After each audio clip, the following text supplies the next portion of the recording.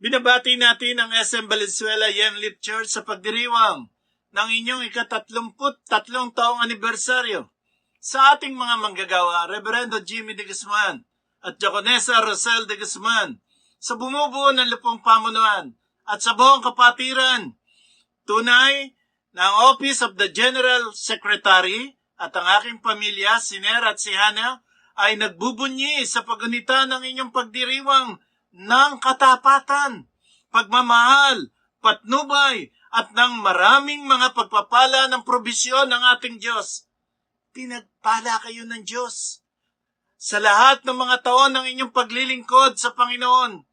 Kapuri-puri kung paano kayo sama-samang gumagawa bilang instrumento ng kapayapaan dahil sa inyong pag-ibig, hindi lamang sa mga kapatiran, kung hindi maging sa mga hindi mananampalataya.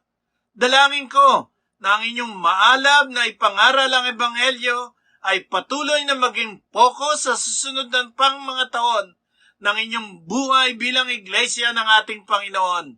Patuloy tayong sama-samang maglalakbay sa higit pang pagmamahal sa Diyos at pamumuhay sa Ebanghelyo. Muli, ang aking taus-pusong pagbati sa inyong lahat.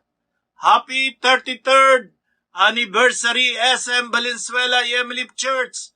Pagpalain kayo ng ating Diyos.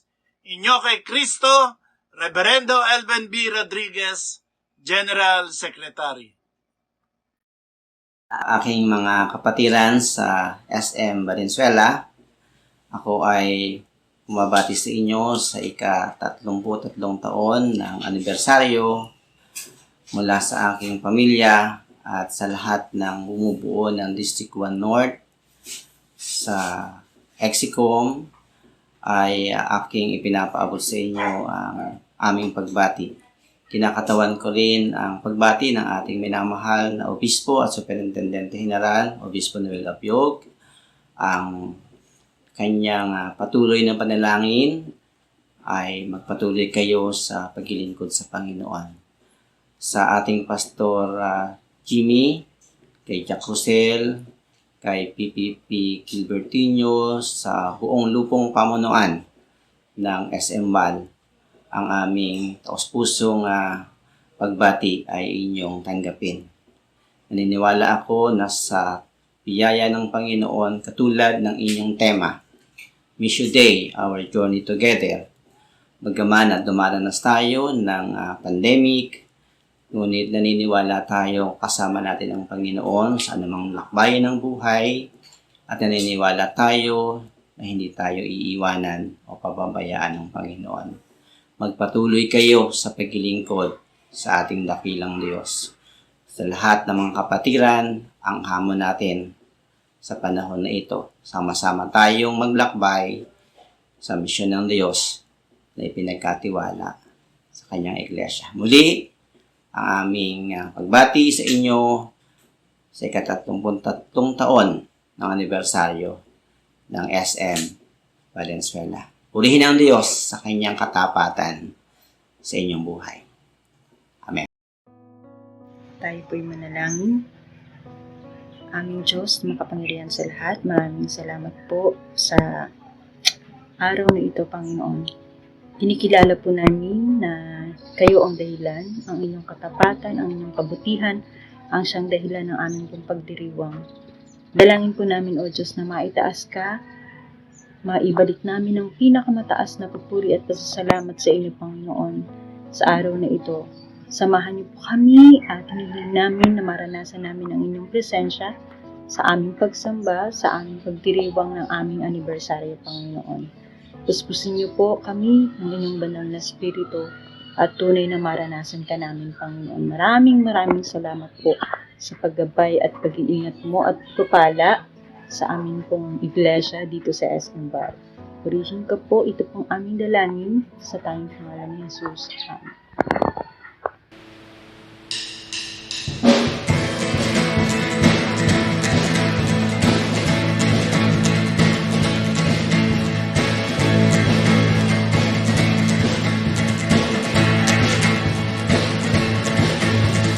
Okay, gandang pagmasdan tayo'y nag-aawitan. tahanan niya may kagalakan at doon ay nagpupuri, at doon ay nagpupuri, walang hanggang kasiyahan sa Diyos na nabubuhay magkakailan pa man.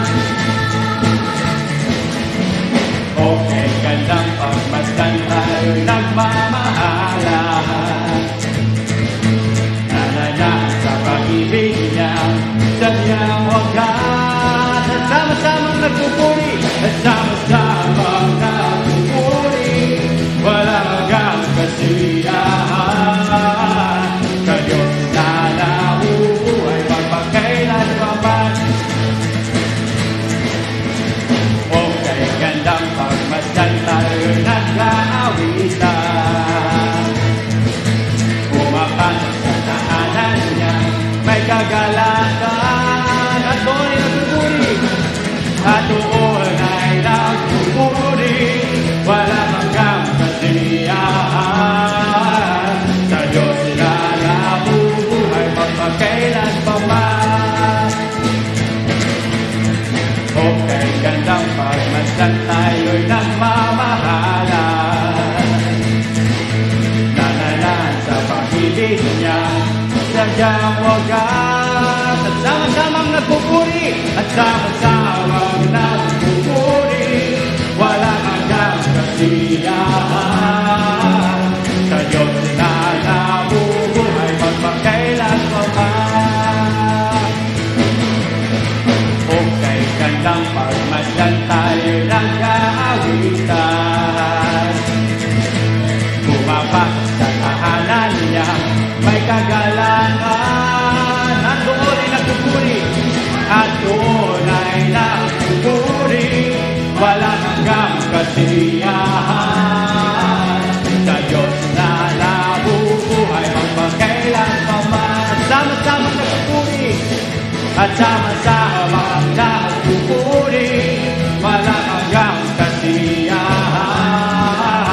sa Diyos na nabubuhay magpakailan pa man.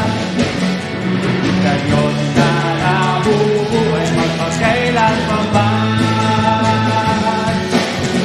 Sa Diyos na nabubuhay magpakailan pa man.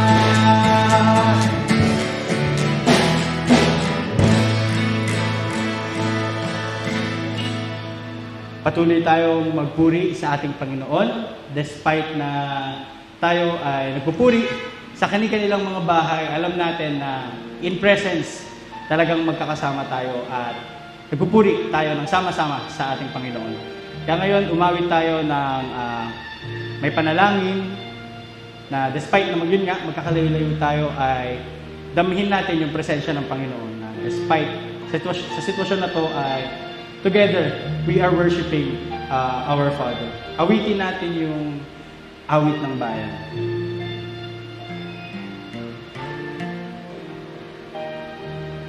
Si Yahweh ang tawagin Diyos, may gawang lahat ng mabuti, ang lahat ng lilikha mo'y sumasamba sa iyo. Ang aming bayan pinupuri ka, itinataas, dinadakila. Ang aming puso ay isang umaawit sa iyo.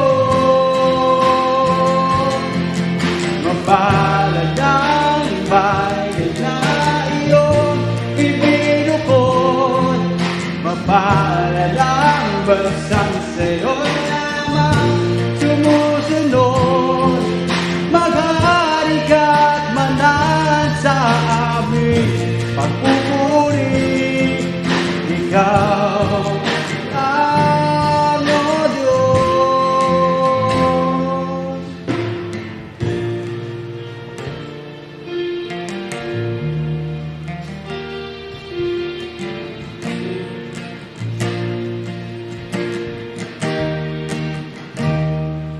Si Yahweh ang tanging Diyos, may gawa ng lahat ng mabuti. Ang lahat ng nilihan mo'y sumasamba sa iyo. Ang aming bayan, pinupuri ka, itinataas, dinadakila. Ang aming puso ay iisa, umawit sa iyo. Mapalad ang bayan na iyong ibinukod, mapalad ang bansang sa'yo lamang sumusunod. Mag-ari ka't manahan sa aming pagpupuri, ikaw lang, O Diyos.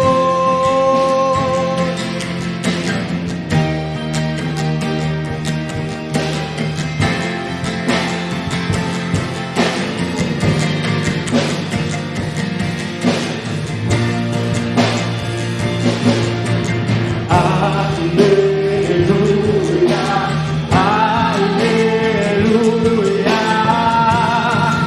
Pinupuri ka namin. Hallelujah, hallelujah. Pinupuri ka namin. Hallelujah, hallelujah. Pinupuri ka namin. Hallelujah, hallelujah. Pinupuri ka namin. Hallelujah, hallelujah. Pinupuri ka namin. Mapalad ang bayan na iyong ibinukod, mapalad ang bansang sa'yo lamang sumusunod. Mag-ari ka't manahan sa aming pagpupuri, ikaw lang, O Diyos. Mapalad ang bayan na iyong ibinukod, mapalad ang bansang sa'yo lamang sumusunod. Mag-ari ka't manahan sa aming pagpupuri, ikaw lang, O Diyos. Ikaw lang, O Diyos. Ikaw lang, O Diyos.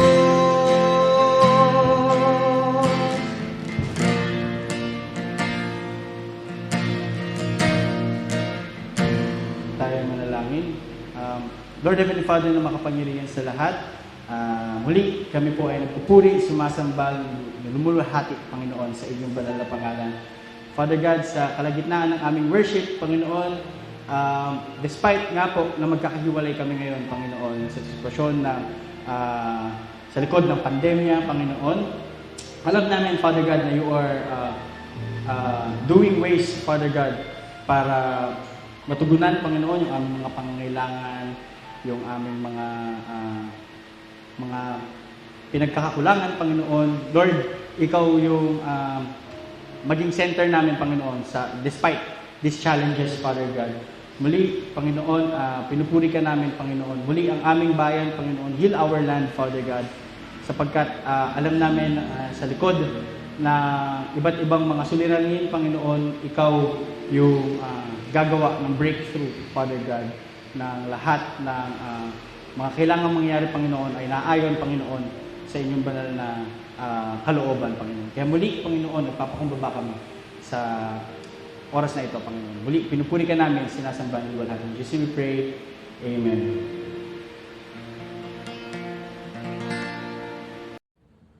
Isang magandang umaga po sa ating lahat. Ngayon po ay pagdiriwang natin ang ating anibersaryo at isang maligayang pagdiriwang po ng anibersaryo ng ating iglesia dito sa SM Val. So kung nanonood po kayo na mga members ng SM Val o member po kayo ng Pasig Mission Point, pakibati po ang ating mga kapatid ng happy anniversary. Umiti po tayo. Ayan. Salamat sa Panginoon sa isang taon niyang paggabay at pagpapala sa ating iglesia. Kaya naman, hindi siya nagkulang. Siya ay mabuti at tapat. Subulan ng kanyang biyaya sa ating lahat at sa ating iglesia. Purihin po ang ating Panginoon. Isang karangalan po ang ipakilala ang ating pangunahing tagapagsalita sa araw na ito. Ang ating tagapagsalita ay mula po sa angkan ng manggagawa, ang angkan po ng mga Camacho. Siya po ay anak ni Pastor Sinon Camacho Sr. na nagpastor po ng napakahabang panahon sa ating iglesia. Siya po ay nalistino sa Tagkawayan, Bicol, Bulac, Katedral, Pasay, at Malate Unit Church. Ang kanya rin pong dalawang kapatid na lalaki ay mga pastor. At sa katunayan, ay siya po ay tiyuhin ng ating dating General Secretary na si Reverend Jonah Caballos. Ang ating magkakapagsalita ay nakakilala sa Panginoon at isa sa naging bunga ng discipleship training na pinamumunahan po ng ating Reverend George Cruz. Siya rin po ay naging National Youth President sa ating iglesia. Siya ay nakapag-asawa at binigyan ng Diyos ng 3 anak, isang babae at 2 lalaki. Ang 2 lalaki po ay kasalukuyan po at katunayan nagiging katuwang po ng ating pastor sa kanyang ministeryo na ginagampanan sa loob ng iglesia. Ang ating po tagapagsalita ay almost 50 years na po sa ministeryo since 1970. 10 years na po siya rito ang 10 years na po rito ay bilang isang pastor residente. Subalit ang kanyang pong ministeryo ay hindi nalilimitahan sa 4 na sulok ng iglesia. Kundi siya rin po ay ginamit ng Panginoon sa ONF, ang Literature Incorporated, na isang kilalang publishing company dito sa Pilipinas. Siya po ay nagtrabaho doon sa loob ng 18 years. At sa katunayan, ay siya po ang gumawa o nag-design ng logo ng ONF. Ang ating pong tagapagsalita ay nakadistino sa kasalukuyan sa Life Giver Christian Family Ministries sa Marikina Branch simula noong 2007. Mga magulang at mga kapatid, ang ating pong tagapagsalita ay walang iba kundi ang Pastor Adriano aka D. Teclohuevo Camacho. Siya po ay magpapatuloy. Palakpakan po natin ang ating Panginoon.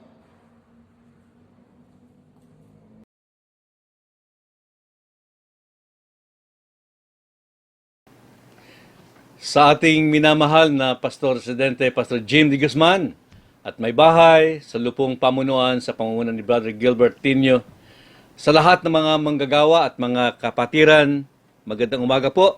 At ako po at ang aking pamilya at kongregasyon dito sa Marikina City ay buong pusong nakikigalak at bumabati po sa inyo ng isang mapagpala at maligayang 33rd Church Founding Anniversary. Maganda at makabuluhan po ang inyong annual theme. Misyon ng Diyos ang sama-sama nating paglalakbay. Ang paglalakbay na ito ay tumutukoy sa mahaba, nakakapagod, nakakainip kung minsan, at kung minsan ay nakakatakot na at makapag-isip ka ng pagsuko. Ngunit sa paglalakbay na ito ay kasama ninyo ang Diyos na garantisadong tutulong at magkakaloob ng inyong mga pangangailangan upang matagalan at matapos ninyo ang misyon sa mundong ito. Yun lamang na magpapatuloy ang siyang makikinabang sa mga ipinangakong blessings ng Panginoon. Tayo po ay sandaling manalangin. Maraming salamat po, Ama, sa 33 taong pag-iingat, pagpapala, paggabay po ninyo sa inyong iglesia. Salamat po sapagkat hindi po nagkulang ang inyong biyaya sa kanila. At yun po ang patuloy naming panalangin. Na susunod pang mga taon, maraming mga taon pa, ay pagpalain po ninyo sila, Panginoon, at lumago ang kanilang ministeryo sa lugar na ito. Ito ang aming dalangin sa amin pong pagbubulay-bulay ngayong umaga, ay amin pong pinagkakatiwala sa inyo, Panginoon, ang inyong mga salita. Pagpalain mo ito para sa aming mga buhay. Sa pangalan mo, Panginoong Hesus. Amen at Amen. Ang atin pong reading ay nasa Juan 20:21. Kapayapaan ang sumainyo kung papaanong isinugo ako ng Ama, ay isinusugo ko rin naman kayo. Alam niyo, bago sabihin ng Panginoong Hesus ang pangungusap na ito, siya po ay galing sa pagdurusa ng pagpasan ng krus papuntang bundok ng Golgota, kung saan siya ay ipinako sa krus, namatay, at pagkatapos ay inilibing sa isang hiram na libingan. Lahat po ng disciples ay nasa isang silid at nagluluksa, malulungkot, kasi hindi talaga nila maintindihan at hindi nila matanggap na ang Panginoong Hesus ay mamamatay at mabubuhay na magmuli. Kaya silang lahat po ay nasyak nang dumating si Maria Magdalena doon sa kwarto na ibinalita na ang libingan ng Panginoon ay bukas at wala na ang bangkay ng Panginoong Hesus. Kaya tumakbo sina Pedro at Juan sa libingan para i-check ang balita at napatunayan po nila, wala na nga ang katawan ng Panginoong Hesus sa libingan. At habang ang lahat ay tuliro, hindi alam ang gagawin, mga natatakot, nagtataka at nagugulumihanan sa mga pangyayari, sa pagkakataong yun, pumasok ang Panginoong Hesus sa silid sa pamamagitan ng paglusot niya sa pader ng silid at siya ay biglang nakita ng mga alagad at si Jesus ay nagsalita na hindi kumibo ang mga alagad. Ang sabi ng Panginoon, kapayapaan ang sumainyo. Kung papaanong isinugo ako ng Ama, ay isinusugo ko rin naman kayo. Mga kapatid, ang talatang ito ay nasa simpleng mga salita o madaling unawain. Nasa payak o malinaw na pagsasalita at nasa direktang pagsasabi. Isinusugo ko rin naman kayo. Mga kapatid, hindi mahirap unawain ito ng ating pag-iisip. Ang nahihirapan lang ay ang ating kalooban na sumunod. Pero bilang mga Kristiyano, wala naman tayong choice o pagpipilian sapagkat noong tanggapin natin si Kristo sa ating puso, sumumpa tayo na siya na ang ating tagapagligtas at Panginoon. Hindi ko na po ipapaliwanag ng mahaba ang ibig sabihin ng pagkapanginoon ni Jesus sa buhay natin. Ang simpleng ibig sabihin lang nito po ay, siya na ang masusunod sa lahat ng pagkakataon. So, don't make excuses. Don't make reasons or alibis or justification that you are not qualified or worthy of the calling. Because all of us, tayong lahat na tinatawag na Kristiyano, became full-fledged God's witnesses and disciple makers. Mga kapatid, dalawang klase lang po ang tao sa mundo. Dalawang klase lamang po ang tao sa mundo. Kristiyano ka or hindi ka Kristiyano. Yung nagkikristiyano-kristyanuhan, fake po yon. Kagaya ko po noong una. Ako po ay lumaki sa isang Christian family na meron pong 5 pastor sa aming pamilya. Yung tatay ko, yung 2 matanda kong kapatid, at yung 2 batang kapatid ko. 5 po yan. At saka, yung 3 kapatid kong babae, lahat po yun ay diakonesa.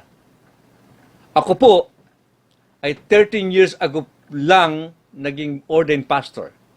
Dahil sa totoo lang, ayaw ko pong maging pastor. Lumaki po ako sa Sunday school, sa prayer meeting, sa youth fellowship, sa Sunday worship, sa mga Bible study. Pero lahat ng ito, all of this were just activities para sa akin. So ako pala ay isang relihiyoso lamang.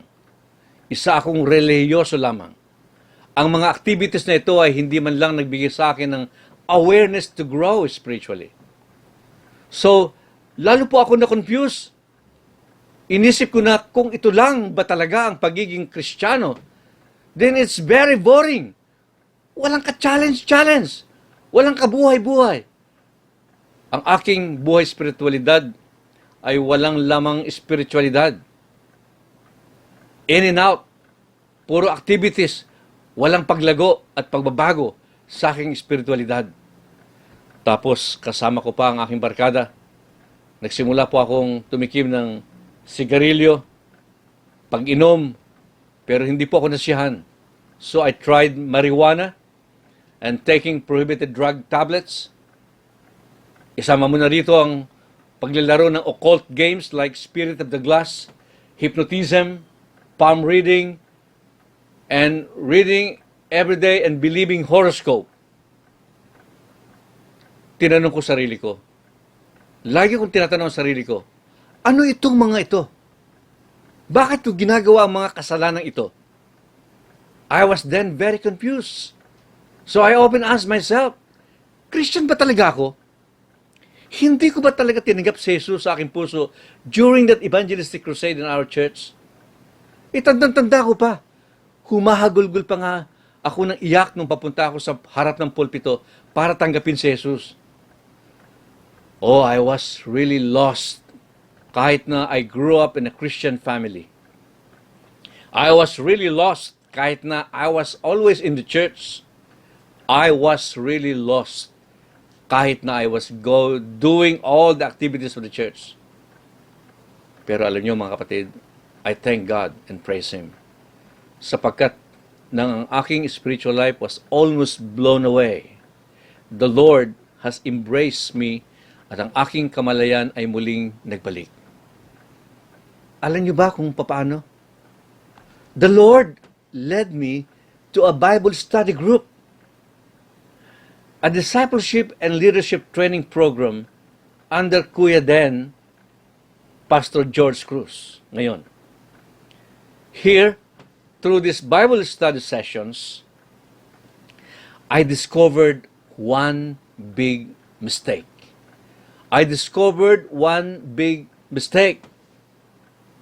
Ano yung mistake na yun? That Jesus Christ was not really my Lord. Jesus Christ was not really my Lord. So I prayed sincerely, Lord Jesus, be my Lord, not just my Savior. Then slowly but surely, the Holy Spirit has guided me, assured me, strengthened me, and I felt again the love of God. Kaibigan, marahil nararanasan mo rin ang ganitong uri ng spiritual crisis. The Lord is encouraging you to let Him control your life right now. Close your eyes and sincerely pray with me this prayer. Panginoong Diyos, ako po ay makasalanan at relihiyoso lamang, sapagkat hindi pa talaga si Jesus ang Panginoon at tagapagligtas ng aking buhay. Ngayon ay isinusuko ko po sa iyo, Panginoong Jesus, ang aking buhay, at ikaw na ang maghari sa buhay ko. Salamat po, Amang Diyos, sa kapatawaran ng mga kasalanan ko. Salamat din po sa buhay na walang hanggan. Naway tulungan ako at turuan ng Espiritu Santo na makasunod sa iyong mga utos. Sa pangalan mo, Panginoong Jesus, ito ang aking dalangin. Amen at amen. Mga kapatid, with that, I discovered two great lessons during my struggling Christian journey. Sa aking paglalakbay bilang Kristiyano, dalawang leksyon po ang natutunan ko. Leksyon number 1, that growing physically inside the church or growing literally inside the church into a Christian family are not absolute guarantees that you would be spiritually okay. Number 2, that intentional spiritual nurturing and follow-up through the Word of God are necessary or essential for spiritual growth and productivity. Mga kapatid, these lessons will be the basis for our short meditation this morning with a topic entitled, Pinili. Ako? Ang ako ay tumutukoy dapat sa ating lahat ng mga tunay na Kristiyano. Alam niyo mga kapatid, walang magsasaka na magtatanim ng pananim na hindi mag-iisip na marami siyang aanihin. Tama po ba? Walang trabahador na magtatrabaho na hindi mag-iisip na siya ay susweldo pagdating ng katapusan. Tama po ba? Walang negosyante na mamumuhunan na hindi mag-iisip na malaki ang kanyang tutubuin. Tama po ba? At walang estudyante na mag-aaral na mabuti na hindi mag-iisip na siya ay papasa sa examination. Tama po ba? Ano po ang ibig sabihin nito? Lahat ng bagay at ginagawa natin sa mundo, tayo po ay may inaasahang maganda at matagumpay na resulta. Ulitin ko po yan. Lahat ng bagay at ginagawa natin sa mundo, tayo po ay may inaasahang maganda at matagumpay na resulta. Di po ba? Eh di lalong-lalo na po ang Panginoong Diyos natin. This is the reason why He has chosen us, all Christians, to what? Saan niya tayo pinili? Pinili po tayo, number 1, pinili upang gumawa para sa Kanya. He has chosen us to work for Him. Yung po sabi sa Juan 20:21, isinusugo ko rin naman kayo. Earlier, Jesus has told us in John 15:16a, kayo'y hinirang ko. Kayo'y hinirang ko. Bakit tayo hinirang? Bakit tayo ang napili? Well, number 1, sapagkat tayo lamang ang pinagkatiwalaan ng Ebanghelyo. Modesty aside, tayo po ang pinagkatiwalaan ng Ebanghelyo. Yung po ang sabi sa Marcos 16:15. At sinabi niya sa kanila, magsiyahon kayo sa buong sanlibutan at inyong ipangaral ang Ebanghelyo sa lahat ng kinapal. Magsiyaon kayo, inyong ipangaral ang Ebanghelyo. Yan po ang pagkakatiwala sa atin ng Panginoon ng Ebanghelyo. Alam nyo, hindi niya pinagkatiwala ito sa kung sino-sinong tao at kulto. Ulitin ko po, hindi niya ipinagkatiwala ito sa kung sino-sinong tao at kulto. Bakit po? Kasi po, tayo lang ang nakaranas ng kanyang kapatawaran pagkatapos tayo magsisi sa ating mga kasalanan. Hindi po ba? Kasi tayo lang ang nakaranas ng buhay na walang hanggan pagkatapos nating tanggapin si Jesus sa ating buhay. Hindi po ba? Kasi tayo lamang ang nakaranas ng pagbabago at pamumunga pagkatapos nating isinasabuhay ang kanyang mga salita. Hindi po ba? At kasi tayo lamang ang nakakaranas ng mga benepisyo ng ng assurance of salvation. We have the benefits of the assurance of forgiveness, the assurance of provisions, the assurance of answered prayer, the assurance of victory. Wow! Nasa atin na ang lahat. Hindi po ba? Nasa atin na ang lahat. And this is the reason why He has chosen you. He has chosen every Christian. Kung tunay kang Kristiyano, kaibigan, kung tunay kang Kristiyano, 100% pinili ka. At wala kang choice kundi sumunod sa Kanya.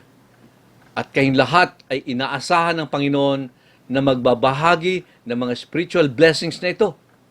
Hindi yung kulto, hindi mga lasenggero, hindi mga immoral, at lalong hindi mga reliyosong tao. Ikaw, na tunay na Kristiyano, ang inaasahan ng Panginoon na magbabahagi ng Ebanghelyo, magbabahagi ng pagbabago sa buong sanlibutan. Hindi yung kulto, hindi mga lasinggero. Mga kapatid, mga kaibigan, tayo po ang pinagkatiwalaan ng Panginoong Hesus. At tayo magpasalamat sapagkat tayo ang pinagkatiwalaan. Ngunit sa lahat ng wala pang karanasan sa Panginoong Hesus, tama po ang kasabihan ito, you cannot give what you do not have. You cannot give what you do not have. Pero tayo mga Kristiyano, we have everything. We have eternal life. We have transformed life. We have Jesus Christ. We have the Holy Spirit. We have the Father. We have the gospel. Everything is in us. You cannot give what you do not have. What else? Bakit tayo pinili? Number 2, sapagkat tayo lamang ang binigyan ng otoridad o kapangyarihan. Ang sabi sa Gawa 1:8, datapwat tatanggapin ninyo ang kapangyarihan pagdating sa inyo ng Espiritu Santo at kayo magiging mga saksi ko sa Jerusalem at sa buong Judea at sa Samaria at hanggang sa kahululiang hangganan ng lupa. Wow! Alam niyo mga kapatid, sa wikang Griego, yung salitang kapangyarihan o power, yun po ay dunamis. Dunamis. Ano ibig sabihin ng dunamis? Miraculous power. Miraculous power. Mighty work. Mighty strength. Diyan po natin kinuha sa dunamis yung salitang dynamo. Alam niyo ba yung dynamo? It is a power generator with 24/7 no power interruption. Makina yan na nagpapatakbo. Nagbibigay ng power. Ang ibig sabihin niyan, we Christians have unlimited 24/7 spiritual power. Use it for His glory. Use it for the advancement of His kingdom. Wow! May power ka, kaibigan. May power ka, kapatid. Second, sa word na dunamis, doon natin kinuha yung salitang dynamite. Ano yung salitang dynamite? It is an explosive device that creates tremendous casualties. Di po ba? Pag pumutok yan, sumasabog. Ano ibig sabihin yan? We, Christians, have the power to rebuke evil. We have the power to rebuke evil and to free the demon-possessed person. But, at the same time, we bless compassionately the needy. Magkaiba. We can rebuke evil and at the same time we can bless people, the needy people. Kaya nga the Lord has likened us to the salt and light, di ba? Brethren, huwag mong sayangin ang God-given dunamis na nasa sayo. Gamitin mo yan. Next question is, para saan ba at tayo pa ang pinili? Well, here are God's reasons why He sends us to the world. Number 1 is, nais niyang lahat ng makasalanan ay maligtas. Nais niyang lahat ng makasalanan ay maligtas. Siya po nakasulat sa 1 Timothy 2:4. Ang sabi diyan na siyang may ibig na ang lahat ng mga tao ay mga ligtas at mga kaalam ng katotohanan. Wow! Bakit ganito ang expression ng Panginoon? Alam niyo kung bakit? Kasi, alam niya ang kirot at hirap ng buhay sa impyerno. Abay, walang hanggan na pagdurusa. Walang hanggan ng kamatayan. Gusto mong mamatay dahil sa hirap doon. Hindi ka mamatay-matay sapagkat walang hanggang kamatayan nga eh. At ayaw ng Panginoon na maranasan ng mga tao ang kamatayan sa impyerno. That's why tayo pinili upang ibahagi ang balita ng kaligtasan sa mga tao upang sila ay maligtas din. Ano pa? Nanghihinayang ang Panginoon na hindi nila maranasan ang mapalad na buhay dito sa lupa hanggang sa langit. Alam niyo, pagkatapos natin tanggapin ng Panginoon, we have so many blessings na hindi tinatatanggap ng mga hindi pa Kristiyano. Dapat po magkaroon din sila ng buhay na masagana tulad ng nararanasan natin. Kaya ganoon na lang ang pag-encourage sa ating lahat na i-share ang daan ng kaligtasan sa iyong pamilya, kaibigan, kapitbahay, katrabaho o kaeskwela. What else? Why does He send us to the world? Number 2, nais niyang ang lahat ay makaranas ng buhay na masagana. Anong sabi sa John 10:10? Ako'y naparito, sabi ng Panginoong Hesus, ako'y naparito upang sila'y magkaroon ng buhay at magkaroon ng kasaganaan nito. Ang kasaganaan ay nasa Panginoong Hesus. Wala sa relihiyon. Wala sa trabaho. Wala sa negosyo. Wala sa dami ng pera. Ang kasaganaan ay nasa Panginoon. Yun ang pangako niya. Ako'y naparito upang sila'y magkaroon ng kasaganaan nito. Mga kapatid, mga kaibigan, huwag nating solohin ang abundant life. Let's share it. Let's share it. Anyway, libreng ibinigay ito ng Diyos sa atin. Kaya ibigay din natin ito ng may kasiyahan at kasipagan. Yun po sabi niya sa Matthew 10:7 and 8. Sabi doon, at samantalang kayo'y naglalakad, ay magsipangaral kayo na mangagsabi, ang kaharian ng langit ay malapit na. Mangagpagaling kayo, sabi ng Panginoon. Pabangon kayo ng mga patay. Mangaglinis kayo ng mga ketong. Mangagpalabas kayo ng mga demonyo.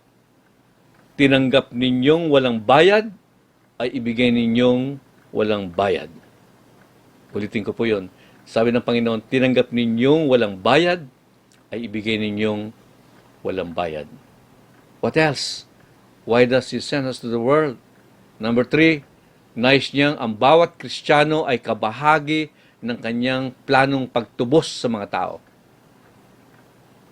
Ang sarap pakinggan nun. Gusto ng Diyos na kasama tayo, maging kabahagi tayo mga Kristiyano, sa kanyang planong pagtubos sa mga tao. Yung po ang sabi sa Efeso 2:10, di ba? Ephesians 2:10, sapagkat tayo'y kanyang gawa na nilalang kay Kristo Jesus para sa mabubuting gawa ng mga inihanda ng Diyos nung una upang siya nating lakaran. Mga kapatid, let us not forget that we are very much part of God's redemption plan. This is our occupation. Yan ang trabaho natin. What else? Why did God choose us? Number 2, pinili upang mamunga ng mamunga. Chosen to bear fruit that lasts. Yan po nakasulat sa John 15:16b.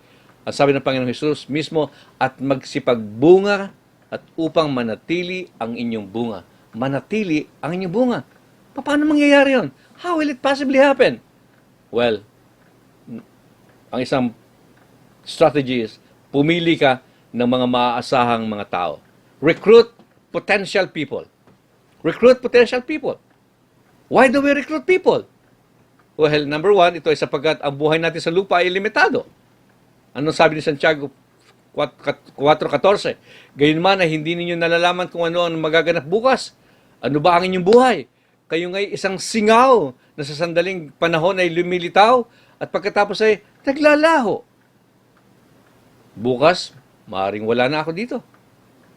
Kahit na ang Panginoong Hesus, alam niya na 30 years lang siyang mabubuhay dito sa mundo, hindi ba? Hindi natin alam kung gaano katagal at malusog ang ating buhay sa mundong ito. Ngunit, pwede nating ma-maximize ang ating buhay sa paglilingkod kahit anytime magamit natin ang ating buhay. Alam niyo, kahit tumagal pa ang buhay mo ng 100 years, ngunit may sakit ka naman mula noong 50 years old ka, hindi mo rin magagamit. Sayang lang. Wala sa haba ng edad dyan eh. Nasa haba ng paglilingkod sa Panginoon. What else? Why do we recruit people? Number 2 is, ito ay sapagkat ang vision of disciple making ay dapat magpatuloy. Dapat magpatuloy ito. Sa 2 Timothy 2:2, sinabi ni Apostle Pablo kay Timoteo, at ang mga bagay na iyong narinig sa akin sa harap ng maraming saksi, ay siya mo ring ipagkatiwala sa mga taong tapat na makapagtuturo din naman sa iba. Ipagkatiwala sa taong tapat na makapagtuturo sa iba. Ano po bang ginagawa ng mga magsasaka? At bakit tuloy-tuloy ang kanilang pagsasaka? Ano ba ang kanyang sikreto? Actually, there's no secret. But he only applies his common sense. Yung praktikalidad na tinatawag. itinatabi niya yung best na mga binhi at yung mga seeds for the next planting season. So that the one sack of good binhi will become 10 sacks of rice. And one good mango seed, one good santol seed will become 1,000 mango seed fruits. This is called the law of multiplication. The same principle, mga kapatid, applies in recruiting potential people. Economically, physically, or spiritually, this law is effectively applicable. Gusto ko lamang share ang aming karanasan sa church na Marikina, sa maliit na church, to prove that this formula is God's way to do evangelization and disciple making. 13 years ago, I recruited people and started forming them into a small Bible study, the group of 7 mga lalaki. I call them potential leaders. I share with them my life testimony, how I became a struggling Christian, how I struggled with my sin and weaknesses, how I struggled with my Bible reading, my devotion and quiet time, how I struggled with my witnessing duty, how I struggled with my hypocrisy and immorality. So at first, our lessons was about how to deal with personal spiritual growth. Then, how to overcome sin and temptations. How the Word of God is essential to growth and maturity. How we'll identify as Jesus' disciple. So, after recruiting, what's next? Sanayin sila. You train them. Saan? Number 1, sanayin sila sa mga pangunahing spiritual duties. Ang sabi sa 2 Timothy 3:17, upang ang tao ng Diyos ay maging ganap, masangkapang lubos sa lahat ng mga gawang mabuti. Ano po yung mga training na ginagawa natin? You train them how to witness, how to recruit, how to lead small Bible studies, how to organize sermon outlines, how to deliver message, how to establish a mission outreach. Narito po ang ilang mga kasabihan o reminders sa mga leaders. Don't talk. Act. Don't say. Show. Don't promise. Prove. Ito pa isa. Show them how. Teach them why. Keep them going. The first 7 years, we were focused on training. The Lord Jesus has trained His disciples in 3 years. Pero hindi naman ako si Jesus eh. So, I doubled the years of training to make sure that they will fully understood the mission and vision of disciple making. So, noon lang, 2013, that we have experienced the good harvest through our trained and hardworking workers na tawag namin sa kanila ay reproducers, disciple makers, faithful disciples, converts. Today, by God's blessing, we have outreach mission in 5 places, 1 mission church, growing church, and have shared with the gospel, averaging 450 persons a month. Not bad. So, the recruiting, the trainings, the Bible study group, the life group, the witnessing are non-stop activities. And praise the Lord that almost 90% of our members are involved in this task. Yung areas of concentration namin, nag-iiba-iba. Yung iba nasa community, nasa office, nasa schools, nasa church. Kung saan sila nandoon, doon sila magbunga. We apply the principle, grow and bear fruit where you are. Or grow and bear fruit in your workplace. Dahil kung saan tayo nakatambay na matagal, magandang opportunity yon na makapag-witness ka, na makapag-disciple ka. Kung 5 oras ka nandoon, 8 oras ka nandoon, we have all the time. You have all the time. You have all the privileges to witness. What else? Saan sila dapat sanayin? Sanayin sila na makapagsanay din ng katulad nila. Ang sabi ni Pablo kay Timoteo, siya mo ring ipagkatiwala sa mga taong tapat na makapagtuturo rin naman sa iba. Remember, He chose us to bear fruit that lasts. Marahil narinig nyo na ang quotation na ito. If you want a good harvest within months, you plant rice. If you want a good harvest in 20 years, you plant trees, mangga, santol, or any fruit-bearing trees. But if you want to harvest for a lifetime, invest on people. Invest on people. Walang katapusan ang tao. The Bible says it right. You reap what you sow. Only a disciple can make a disciple. Ulitin ko po yun. Only a disciple can make a disciple. Pastor Jim, Brother Gilbert, kasama ko na si Sister Isa, hindi po ako maglalakas loob na alukin kayong tatlo. Naturuan ko kayo na maging magaling na magluto o chef or cook. Hindi ho ako maglalakas loob. Bakit po? Kasi sa totoo lang, hindi naman talaga ako marunong magluto.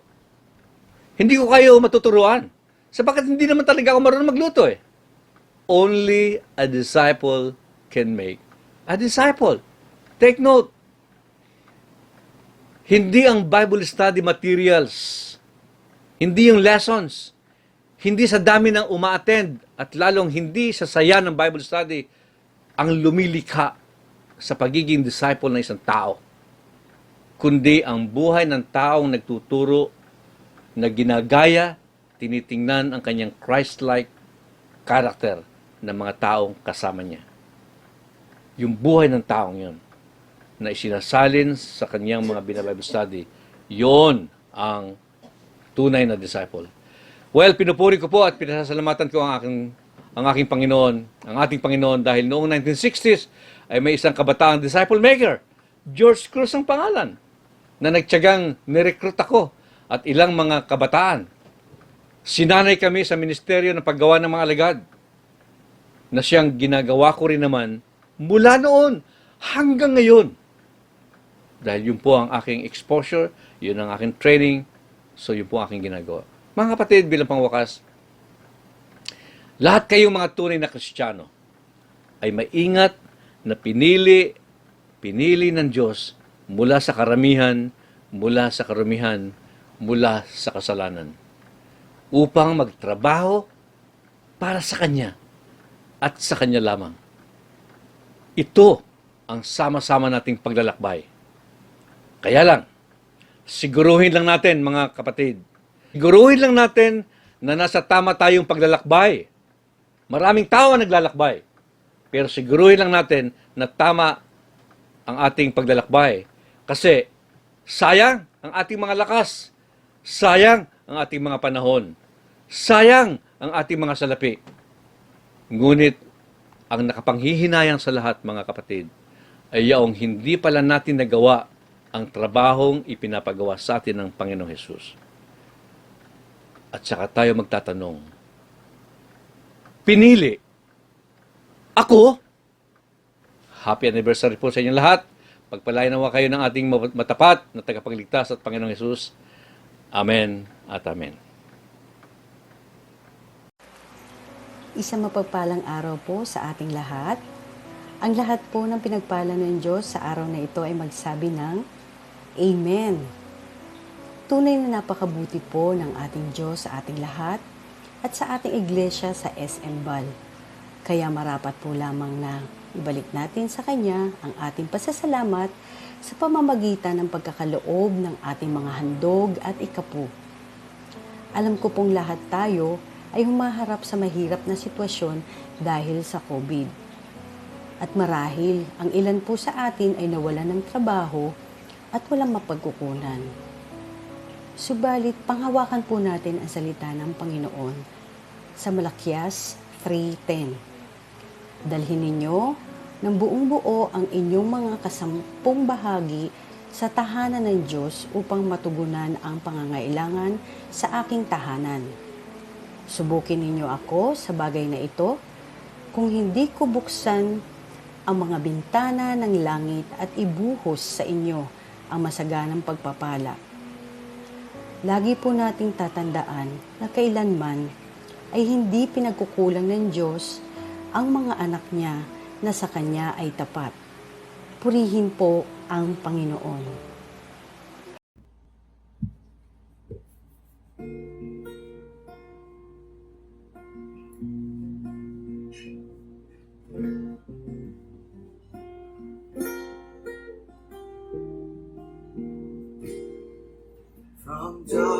us to life, from death into life. His grace changes everything. From broken to whole, stained to whiter than snow. His grace changes everything. His grace changes everything. There's no sin too great, there's no pain too deep. The cross declares it is done, and there's no shame too real that His love won't do. Forever the victory is won.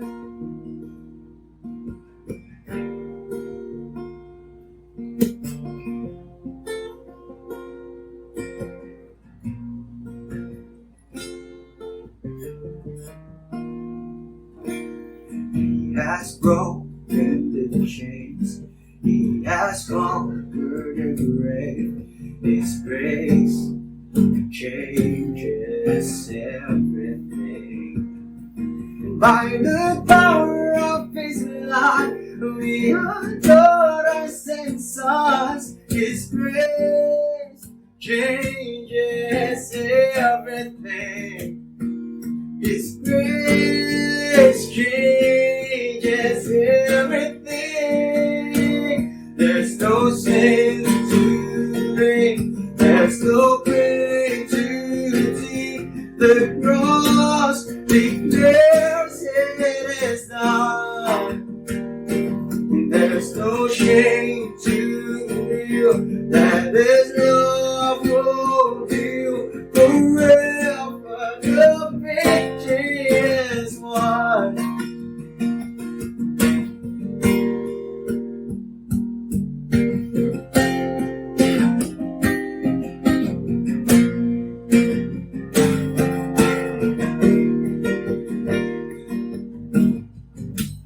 It is finished. It is finished. The victory is won. It is finished. It is finished. The victory is won. It is finished. It is finished. The victory is won.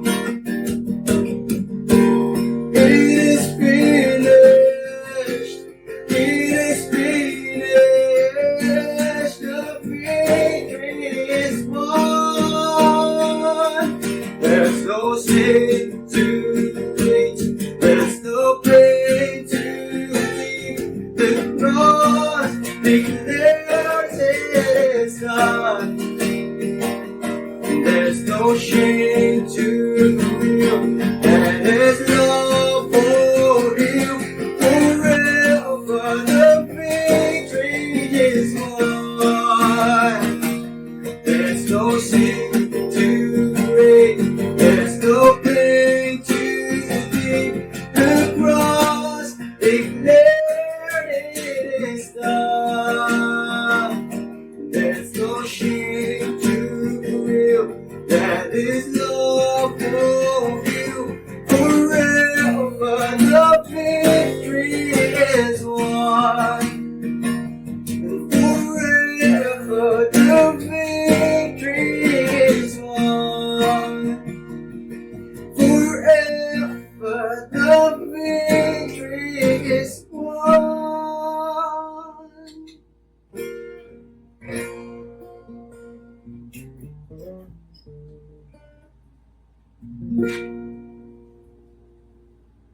Panginoon, salamat po sa natapos naming gawain. Naway ko pong gumabay sa bawat isa sa amin. Salamat po sa natapos na anniversary nito, Panginoon. At nawa, patuloy niyo pong i-bless ang SM Bal, Panginoon. At pagkakaisa niyo po kami sa isang diwa.